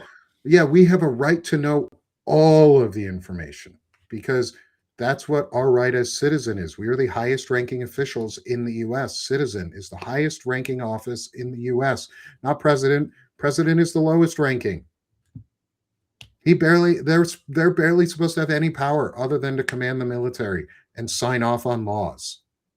We've given them all of this power, and whoever becomes the next president needs to be willing to say at the end of the term or during this term, we're giving all of the power that has been wrongfully given to the president. We're removing it. Well, he stole it. I think it's illegitimate, the president. Yes, but not even Trump's power, but all the power that has been given to the office of the president that is constitutionally not there needs to go away, and Congress needs to have their power back. And one of the things I want to talk with folks like Lev about, and when I ask and interview folks who are going to be like Kira and those on the citizens impeachment side, is I want to ask them, are they willing to expand the size of the House of Representatives? Are they willing to give citizens representative democracy back? Are they willing to expand the House of Representatives? Because that's just a law that needs changing. And if there's a veto-proof majority on that law that says Congress needs to expand to actually fit a representative style democracy, where actually, gerrymandering is much harder to do, then good. That's what we need. Because if we can have 750 representatives instead of 435 or whatever bullshit number that we've had since 1925, the Proportionment Act, is we've been reproportioning the same number of representatives in our nation. If we stuck with the constitutional rule of Yeah. representatives of one representative for every 30,000 citizens, California would have like 1,200 representatives. Yep. Yeah. That's an obnoxious number. Like that's too many. When was that The U Proportion Act again? 1929, I believe it's just the Proportionment Act of So that's when the 1929. KKK had like massive power in Congress. The KKK was infiltrated. That's when they limited the size of our government and took away representative democracy and turned it into an oligarchic democracy Yeah. because they pegged a number without any chance of it going up based on population changes. So people say, yeah, the representatives change when the new census happens. Yeah, we just reproportion the existing number we have. We don't ever add new representatives. So when more people move to California and less people say move to Montana, more people in Montana or the people in Montana have more voting power than Californians Yeah. do. Each And person. that's not okay. That number can be more easily reduced to a much closer number. We can't perfectly get rid of it unless we do the 30,000 or exact number per. And then we would have just a stupid number of representatives and nothing would ever get done. But there is a number that works for our size of society, which is about 750 right now. There's an actual formula that can be used to peg like how much of the population do you need to have this proportional representation. Here's the number. It would eliminate gerrymandering because guess what? Gerrymandering can't happen if you have, say, 100 districts in Texas, let's say, instead of 40 whatever, 50 whatever they have, however many they have. If they doubled that number, you can't gerrymander that. Yeah. At some point, it becomes impossible to gerrymander when there's enough representation, and that balances the system. And then they can take their power back because we need a Congress who'd be willing to take their power back so that we can actually do shit again in this nation. Yeah. Well, we need to keep presenting those progressives too. The more of you out there who can help me interview these progressives, give them oxygen, we can get a lot of them put in place and they will work for us. We don't have to submit to corrupt jerks, corrupt millionaire jerks who don't care anything about us as our representatives. We don't have to do that. No, we don't. We can stop listening to that shit. Like, it's unnecessary. We don't need it.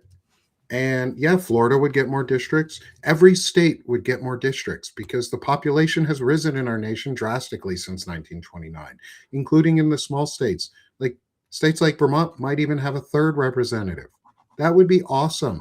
Like these states deserve the representation. That's how we get more people into office, and that's how we change laws, is we force more seats to be available so that people can run. And then we make the entry bar to getting into running really, really easy, other than you have to pass this certain criteria of you can't be a sexual offender or a pedophile. You don't get to we can limit who gets to run. We have age limitations for president. And yes, I understand our Constitution says elections are run by the states and the feds will not inhibit the state's ability to run an election. Okay, then we get the states to fix them. And how do you do that? Is you keep running candidates in every district of every state, specifically red states, and you start flooding money into red states so that we can break super majorities, because then we can change laws here. Like Missouri, who has almost every seat in Missouri, is now running a Democrat. Almost every seat in Missouri. Texas too, they got that. Lisa Hamlin, she's been organizing that. Good for her. Yet the National Democrats won't give these states money unless it's Texas or Florida. But the whole South could be winnable if they just put a little bit of money and effort in. And guess what? We're going to do it for them instead, so that we can actually get candidates who don't suck. And so you guys are putting in the money and effort to do it. And the Democratic Party is lagging behind. So if we need to, we'll leave them behind. We'll get them voted out. Make a new party. It's okay too. There are other parties out there. The Working Families Party is out there. The Democratic Socialist Party is out there. There are other parties. We can make rules and fix the system. We can have a constitutional convention. We can talk about having one too. And every time I say it, people are like, oh no, that's the worst idea ever. Then they'll be able to change everything too. And I'm like, not if we control all of it. Yeah. Yeah. People Guess what? If assuming we a vote all negative of it outcome. They in, assume a negative outcome, yeah, so we can't do anything. It's like we can also have a positive outcome. Quit, yeah. shake off that conditioning to think we can't do anything. That's Yeah, the the abuse conditioning Constitution again. was amended almost like every 20 years almost since the inception of the nation until the early, what, like 40s and 50s? Like, What I was don't it? remember when the last constitutional amendment Oh, that was established was like it's been a 50 while. fucking Yeah. years ago or more now. Before that, we were doing a constitutional amendment every 10, 15, 20 years. We've been told again, we've been Yeah. lied to by billionaires who say that they will be the ones who get to make all the choices. Well, no, if we hold the offices, we get to make the Yeah. choice. Yeah. We get to send the folks to the Constitutional Convention ourselves. We get to do these things. They don't. They can try, but if we're the ones who are making the choices, we get to be the ones who change the Constitution. Yep.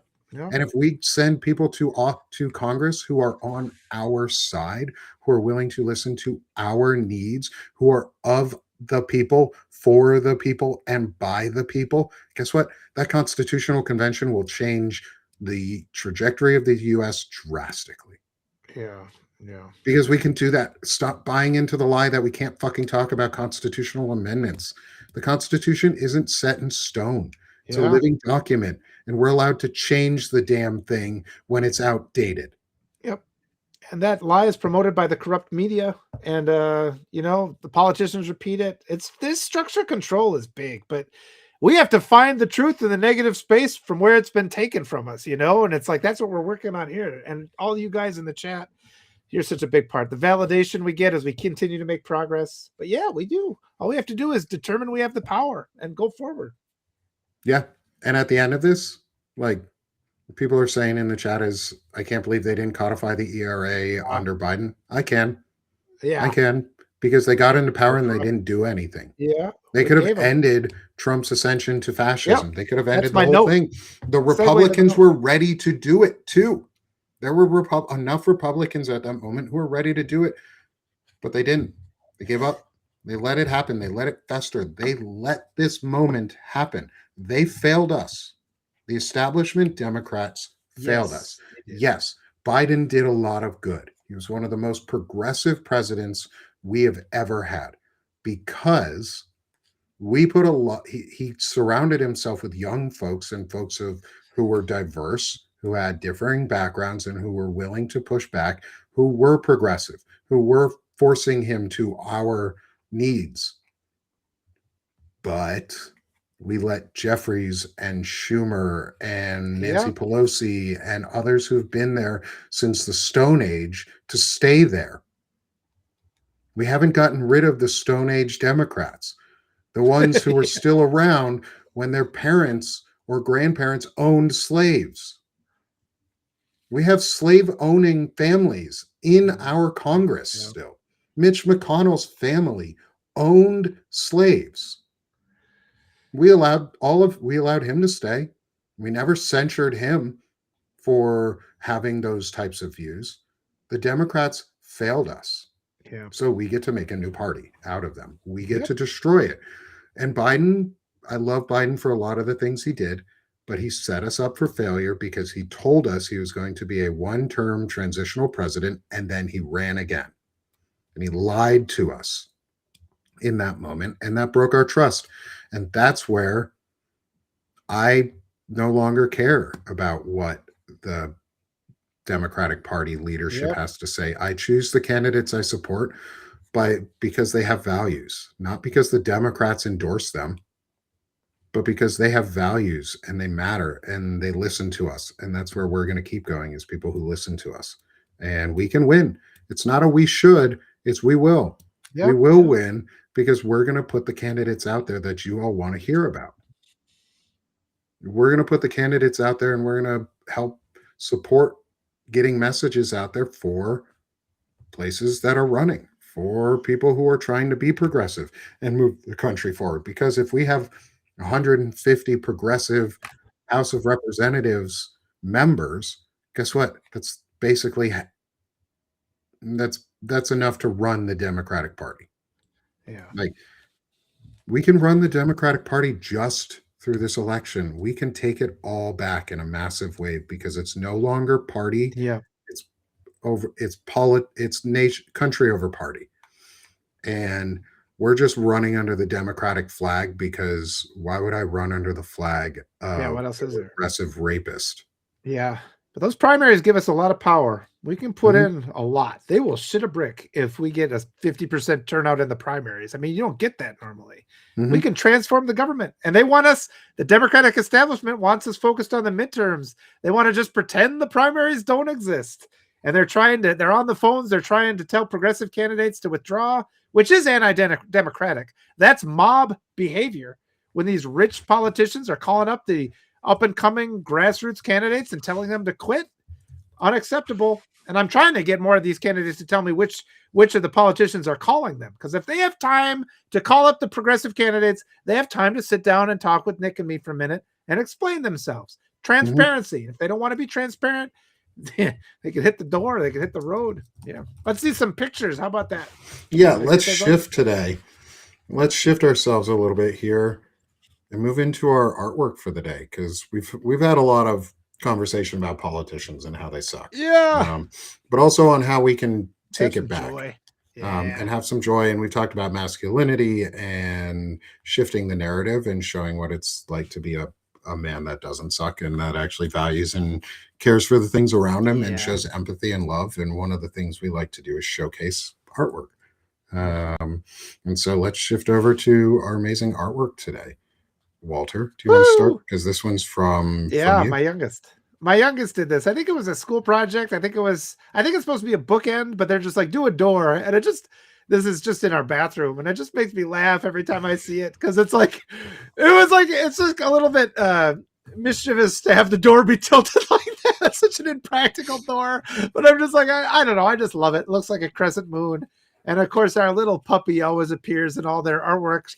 It's fun to see these examples of their brains. It's like, and I think we've talked about this before. I see my daughter's mind. It's like this is the world from her eyes, is what art allows you to see. And I just am so appreciative of that. And our cute little puppy just sitting there. I don't know. I'm happy about this. So yeah, I'm glad to share I really like it. I love it. I would have that door. it. I would have that Yeah. door on my house. Like, it Walking in and reminds me out. of like how a Hobbit house would Yeah, sort of yeah. should have a door of, and it makes me feel happy because I would have a crescent moon door. Like Yeah. who wouldn't want a door that's fucking awesome? Our Uh, real house has 3 steps like that in the front too. So I oh, love that's how that wonderful. kind of thing, yeah, fits in. Yeah, I love it. I love that. That's so nice. I want that door And as well. That says, yeah. I love it. I would want that door on my house. My wife and I love getting like doors. We got a reclaimed door for the front of our house, so like I we love the idea of like fun, whimsical doors. And this is like like the Smurfs, a little portal in your own little like Smurfia or Narnia or style thing. Your portal to adventure. You know what? That makes me think of a story because I was on YouTube the other day with the kids and it was like put on the theme songs for like 40 children's shows from the 80s. And I was hoping they were going to do the Visionaries, and they did. And then I was like, I don't know if you remember the Knights of the Magical Light. So I made my daughter, my eldest. I'm like, let's watch it, like the intro to the Visionaries. They're like Visionaries, and it's these knights, and it's like retro, but also like scientific in the future, and they have these things on their chest that become like light avatars of like archers and stuff. And we watched this like 3-minute intro, and my daughter's like, that's low-key kind of awesome. She was just kind of into it. And it was like, oh, let's find the Visionaries and sit and watch them together. Like I've made them watch Thundar the Barbarian. They didn't like it too Nice. much. Nice. I love that. I love that. I love how he spells his name with 2 R's. Like, is Thundar the Barbarian really literate where he knows he needs 2 R's at the end? Does he have to sit and write his name out? Why do you even... This is the kind of stuff that pisses me off sometimes. Thundar would R's. have a door like this. Yeah. Oh, I man. love it. Oh my god, this makes me feel so good. And everyone in the chat is so happy about it too. talking about like art therapy. Ember in Yeah. the chat is saying it's why art therapy is so especially with children Oh, who might not be able to articulate for articulatively verbalize their thoughts and feelings. yeah. Yeah, it is. It's a great way to for for you to express yourself, and I love it. And it gives Well, kids so much freedom. Like that's why I love play therapy. Um, yeah. Yeah. and like my kids have gone through play therapy, and it's something my mom, who's a retired licensed school psychologist, always recommended is like play therapy because it Yeah. keeps the kids' minds active and fun, and they get at ease when they're doing something that makes them happy. All I do is play. And I think home must be a safe space for a child who makes a door like that. And so I think Hmm. I'm going to take it that way too. Yeah, I love that. Home is a safe place. This home should be a safe It space. should. It's not for every It's kid, not for a much to lot our of shame. kids. Yeah. Yeah. And then let me move over to mine. Woo! I love it. These are two pictures I took. I have a couple more pictures, but not included here today, are of the Pyramid of Giza Lego set that I have. Nice. And I took some like spotlight artistic pictures of it a while back, and I wanted to share them. I I like have a that. bunch of Lego sets that I've got that are in storage right now, but this one was really fun to build. Um, it's I got the like, whole like the set that goes up. There's the cart on it, and it's attached by like a little wire. And then if you spin it around backwards, it has the like catacombs of the layers, so you can see where like the chambers would have been. It's really cool. I like the artistic photography element as much as the build. I mean, that's art too. I mean, you know, getting all set up and I don't know, it looks great. I think that's wonderful. Thanks, Beth. I've been holding out. Yeah, Yeah. yeah. Yeah. I have a Lego addiction. I have a bunch of other pictures that I can show Ah. too. I took a bunch, some really cool lighting pictures like this of some of the sets. Oh, bring them out. This one, to answer the question of how many pieces, I think this was like 4 or 5 thousand. Oh, I don't remember. No, it may have been in the twos. I think this was in the 2000s. The biggest set that I have is the Eiffel Tower, which is 10,001 pieces. wow. Yeah. Um, and that one actually collapsed and fell over, so I have Oh to no. rebuild it. My dogs fought around it and knocked it over, and I was really disappointed You should when have it filmed that happened. and done it in slow motion. It's like Oh the my god! fall of Paris. And part of the problem is I have LED lights attached to it. My wife got me a matching LED set that lights up the Eiffel Tower. Um, and I do have a video of that, so I can upload that sometime. That's really cool. But I have to rebuild the towers at some point. It took about a month to build the first time. And so hopefully it can Yeah. take less this time. It's a lot of repeating, like doing the same thing over and over and over again. I do these product reviews, so I get free product, and it's a lot of times it's knockoff Legos. So it's like, Mhm. so my kids get out, and a lot of them are really super good. You get like twice as many Legos for like half the price. I get them for free though. So my kids have so many Lego sets. They have Lego sets they haven't put together yet. They're just the whole house is full of them. It just makes me happy. Hey, Oh, it got wild in there. hey, you're good. Nobody's here, old man. He's Yeah. hearing me. Is he getting excited because of me? No, they can't hear you. Our Oh. neighbor's dog barked in the background, and it Oh. set all my dogs off. The 3 dog bells each go off on their own when they can. My wife does these. She does the diamond paintings too. She likes Mhm. that. She likes puzzles. That's how she relaxes. Just sit. All that stuff is good for people. Just sit Oh, there. Lincoln Logs are awesome. Real things. Yeah. Oh, God, they still have those. Yeah. They do. We have Lincoln Logs for our kids. I love Wow. Lincoln Logs. They're fun. They do get lost, and the dogs like to eat them, so we don't always have them. You don't see But them so yeah. much anymore. See you, So Kathy. yeah, this. Kathy's taking off. Thank you all for the love on the art. We're gonna go back to some of our maybe depressing topics. Well, it's or topic- empowering. You see the truth, Empowering, and you're yeah. empowered to fix it. Yeah. Yeah, we're gonna be empowered today to fix some of this. And I'll start with Walter, yours, because it leads into a lot of the conversation that we've been having throughout the day. Oh, and yours was already listed for the QR code. So Yep. And Walter. it says, It's becoming more and more clear why the Democrats failed to stop the rise of fascism when we gave them the power in 2020. Many of them are in on it. Vote them out. And I'm starting to get more pushback from this because they had all the power. It's like that's another one of those facts that they want us to just jump over. They want to blame the voters, but in 2020, the voters gave them all the control they needed. And so they got to stop blaming the voters. They have to stop. And I'll get people now that are sitting there saying, well, that's oversimple. It's like, it's not oversimplifying it. This is a fact. They could have done it. And it's like they had access to all those Epstein files throughout that whole presidency. They had them. I mean, you could get them. You could pry it open, whatever. Don't talk about the legal barriers. The president could get through and get it, especially when it's a level of national security like that. And this is why, I mean, all the people, we have to just reselect our representatives. That's why we have a primary process. The Democrats get all haughty about primaries. Primaries are healthy. You have multiple candidates covering the district. They get people excited about every other election. Having multiple candidates develops name recognition. They can run then for town offices, county offices, state offices. Primaries for Congress are critical. The fact that our Democratic Party bullies progressive candidates who are gaining attraction and tells them to quit is anti-democratic, and they have to be accountable for this. They have to stop doing that. They have to stop using words like electability. They have to stop blaming the voters because the voters gave them all the power they needed. They failed to act. We need new representatives. Yeah. Yes. Yes. We've been talking about that whole time. Yep, this whole time is we need new representatives. And we're getting them. We're going to get them because folks like Walter are interviewing them. Folks like I'm going to be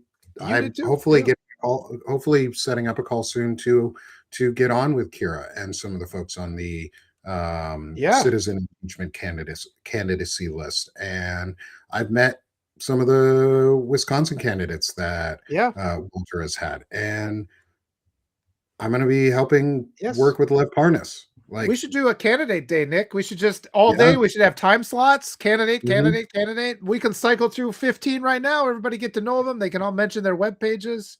Yeah, let's do a Tuesday. Let's do a special long running. I'm working on opening my calendar up so Tuesdays I don't do an intelligent masculinity discussion, and it's really just a notes of the weekday.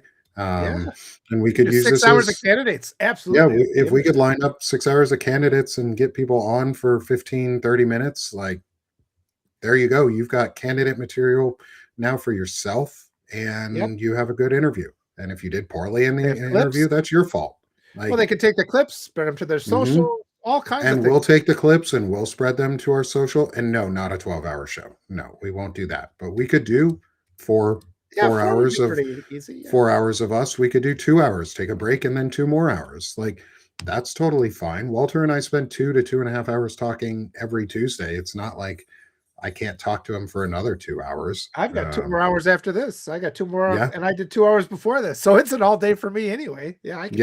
I'm building up the stamina to do this all day long. Yeah, and why not? Why not have those incredible discussions? Because then we can actually get these candidates out there. Yes, and I bet you there's plenty of candidates who are on our friends lists too that they'd want to see out there. I'm getting so many requests. I literally can't do it by myself. There's no other way I can process all these requests than to do something like that. Yeah, I'll take some of them on if you want. Yes, like absolutely, I'll take some on for you. Like if you can't process all of them, I'm glad to support Walter. Thank you. I need it.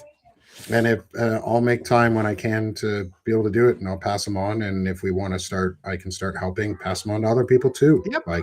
That's the whole plan is we network this out because then we have a network of candidates and representatives soon that will actually represent us. We won't do an all day thing because that is a lot. While driving, we'll be driving to keep ourselves awake. It's like all day while driving. We're doing it. No. And so, but I think it's great. I think this is a great idea and a great way to be a part of it. And if you want to volunteer to be part of Broad Banner or Banner and Backbone or Sick of the Shit publications, we have volunteer links. And if you're good at networking and helping us find more people, and helping us schedule. Like if you want to help schedule for us, like get people on the calendar and reach out, that would be great too. Like building this type of volunteer network is exactly what we need. And if you want to volunteer, please do. Please support and volunteer. I have, hi, buddy. You got him. I've got I have child supervision again. Nice.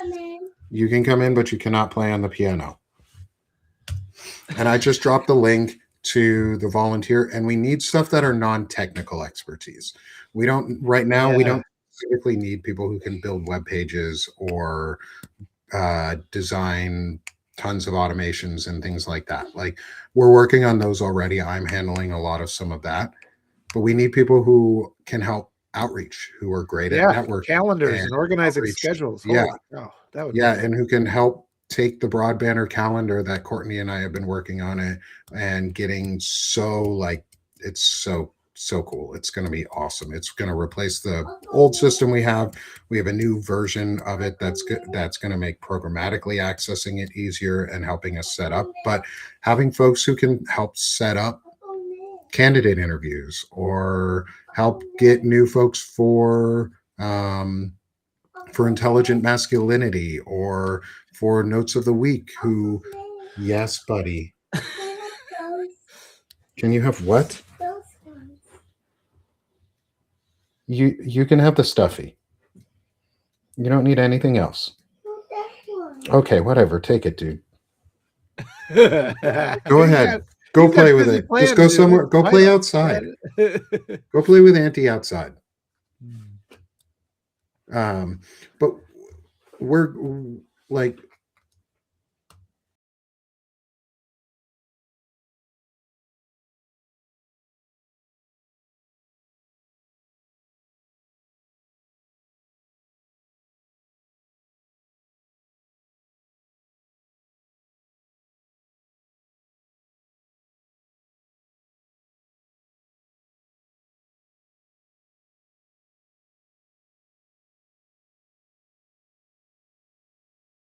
using these discussions, using these group forums this gives us the opportunity to build the volunteer network and the volunteer force. And if you want to continue doing that with us, like 100%, please do. Courtney says got an issue.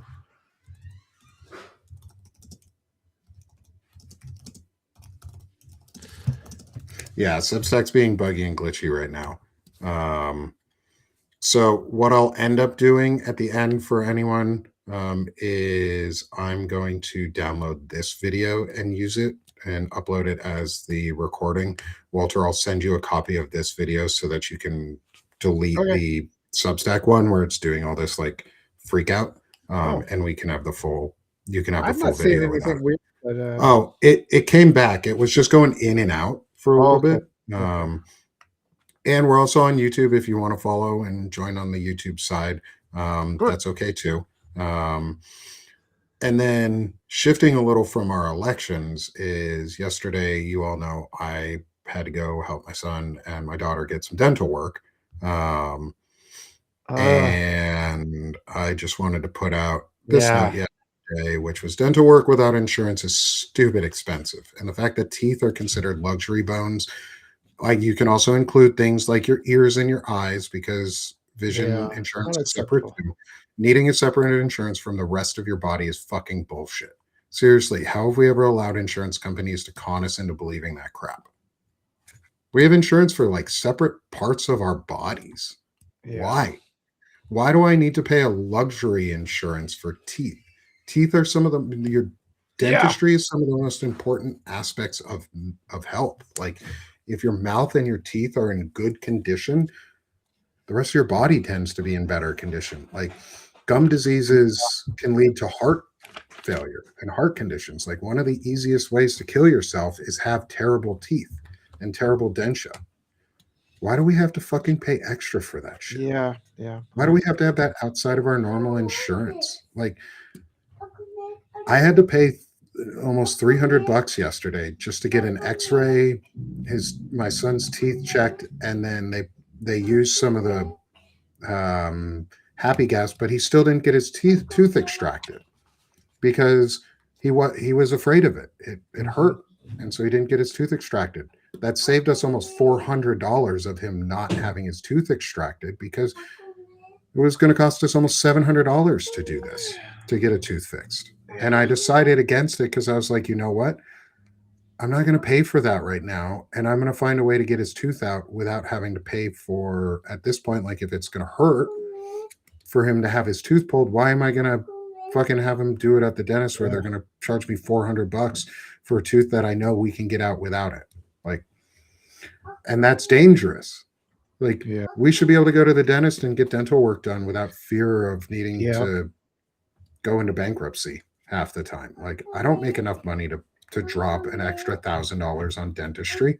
Yeah. We're lucky that my daughter's dental work, because it's through an orthodontist, is already covered because we already paid for it, and other services that might be needed because, say, a brace pops off, those are covered, which is good, which I'm glad, but we still have to pay out of pocket for all of that. The dentist, the orthodontia, when we started it, we had insurance and they covered half.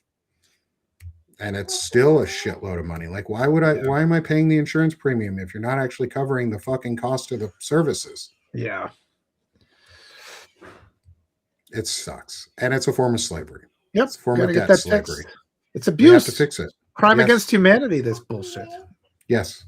What's up, nerd? I love the little one coming in to get some help. Yeah, go have the shark. That's beautiful. Oh, hunting the shark. Important stuff. Now he has a shark. Good. There's some. So I emptied a bag of like water toys that we had. So he has a shark and one of those pump water guns that just can't do anything. Yeah. And so he's just sitting on the floor with a shark and water toys. That's so a good day. Fun for him. Yeah, good day. But like, yeah, and even with insurance, it's still shitty. It's still awful. Like, but the thing is, we should, if we're going to have insurance for our bodies, we should have one. It should be one. Yeah. And it should be covered through our taxes. And they're going like to every other fucking first world country, like most of the what we would consider third world countries, which is just racist bullshit and exceptionalist propaganda too. Is we made that term up to make other people feel lesser than. So most countries around the world have socialized healthcare systems. We need one that covers all healthcare, all care services, including dentia, including eyes, including your ears, everything from head to toes, all the way down. Everything in between your full body is covered through our tax base, because we're the wealthiest nation in the world, and we can afford to tax the wealthy people some more so that we can actually pay for these services, so that we can do, a wealth cap and a wealth minimum, because human life matters. Rising tides lifts all ships, and those ships are us. We need to lift ourselves. We need to do it by taxing the fuck out of the rich and taking back our wealth. No. Will it put more money in your pocket directly at times? Maybe not. But what it will do is you won't pay taxes to your company to pay for health insurance. You'll pay for what you're already paying for in federal taxes. You'll save $4,000-6,000 plus a month. So we can eliminate medical bankruptcy. You eliminate medical bankruptcy. You'll never have to pay for a prescription again. You'll never have to pay for any of it because you already paid for it. Yeah. That's how it should work. It's easy. And we have access to candidates. Yes. And we talk to candidates here, Walter and I do, that will push us in those directions. I got a guy I'm talking to in a half hour, so we should start wrapping. Let's wrap up. Let's wrap ourselves up for the day, because this has been another great conversation. It has been. We covered a lot of good ground. Yeah, and I want to put out again for everybody is, please, if you want to, go to thebroadbanner.com/volunteer and volunteer. Come help support us. Come help support the work we're doing. We don't need explicit tech support. If you want to be, if you are technical and have skills and want to volunteer, yes, want that too. But we need all the other surrounding support so we can do our Gotcha. outreach so that Walter and I can spend more Yeah. time interviewing and less time trying to find all the candidates. Yeah. And you guys can get more of what you want. And with support from more people, that's writing. You can put out articles, you can put out your own recordings. You can build yourself with us. Help volunteer with us, and we'll help build you too. Like, I'll help promote the hell out of your work and put it on Yeah. Sick of This Shit publications or Banner and Backbone or wherever we need to get the ideas out there. And put ideas on the volunteer form too. Like, if you have an idea of something that you think should be done or could be done, volunteer. Yeah. Help us. I'll absolutely say yes if you know, especially if you know how to do it and you want to do it and you're interested in doing it. I'll say yes. Like, absolutely. The more, the merrier. So let's shift here and promote ourselves, Yeah. because that's also what we do here. So we promote the hell out of ourselves so that we can get some new subs and new friends and build our community larger. Walter, let's start with you, my brother. Oh, everybody, thank you so much. It's such a pleasure. And yeah, I need somebody to help me with the time zones. Organizing the time zones, it takes my energy away. But I have all these things on my webpage. I'll be interviewing a lot of progressive candidates, and hopefully through doing this, we will get this universal health care. We will get universal education. That's our feedback here. We're not doing it like the right. The people they push their candidates through to enrich themselves through fraud. We're trying to get our candidates in to help everybody. Yeah, the financial support helps a huge amount on any one of my articles. There's a list down at the bottom. Pay whatever you can. But just restacking things, doing the cross posting. Yeah, I'm going to be talking to Elizabeth later this week. I'm looking forward to that. I haven't seen Elizabeth in a while, so that's going to be fantastic. Anything you can do, it helps a lot. But most of all, thanks for the validation. Thanks for just allowing us to continue to grow and have this journey. And the support means a lot. I feel the love. I felt like we're in sync a lot more. Like our minds are syncing up. I think we are getting close to that message. Time is running out, not a moment too soon, but we still have time. The primaries are starting up right now, and we can get our candidates in. So everybody who can help me interviewing these candidates, promoting those interviews, letting people know we don't have to put up with the status quo. We can have a better system. We can change the way everybody thinks. You're all part of this. We need everybody. That's what a grassroots movement means. And thank you all for being part of it. Yeah. Thank you, everyone, and please support Walter. Please support his growth, continued growth. He's amazing. I love You Walter. too, sir. Thank you, and I love having his friendship and being able to have these conversations on Tuesdays and in the Diogenes Club on Thursdays with him. Like, they're so important. They're so important, and thank you, everyone in the audience, for being with us today too. So go support my friend Walter, and then come support me. Come support Sick of This Shit publications and our growth and what we're doing here. We are building a manosphere that doesn't suck. We're building tools and systems to help others build their platforms and grow and expand. And it's all because of y'all. It's all because of the support y'all provide and the feedback and the growth that you're allowing me to have. And I'm so thankful for all of you. Please, if you can become a paid subscriber, if you want to also, I offer a founding subscription for, I believe it's $100 a year founding subscription. That is one of the most helpful, but the monthly subscriptions are actually the most helpful for us. Just for those who might not know if they want to do a subscription, the monthly subscriptions tend to be the most helpful because they give us a consistent monthly amount that we can rely on and know is coming in every month. But either way, any subscription helps, even if it's, especially if it's free. At the end of the day, as long as you like, stack, and reshare everything that, or as much as you can, from not just us but from others in our community too, and get those messages out there and send people our way. Like I said, help support us with the volunteer side, help provide aid if you can, and support on the growth of our systems so that we can all benefit from it. Because these tools are resources for all of us. I'm testing out a bunch of cool resource tools that I'm putting together right now that I then am hoping to be able to quickly package and hand over to Walter to be able to use on his computer. Awesome. or someone else to be able to use on their computer so that they can easily support their own tool systems without having me. It's not about me. I just want to help provide the tools for other people, but also it's a place for art and creativity and Yes. joy and fun. So come join us here at Sick of This Shit Publications. Y'all have been wonderful. I'm going to let Walter go because he's got his interview here in half an hour too. Thank you. Thank you again, everyone, so much for being with us, for being here on Notes of the Week with us every week. Thank you to the 450 something people on Stack who are with us. Y'all are incredible. Thank you for being here today. Smash the heart one last time for us before y'all go. Hit the subscribe in that top right corner if you aren't already, or top left corner, sorry, if you aren't already subscribed with us. And then catch Walter's interview later today as he's doing more candidate interviews.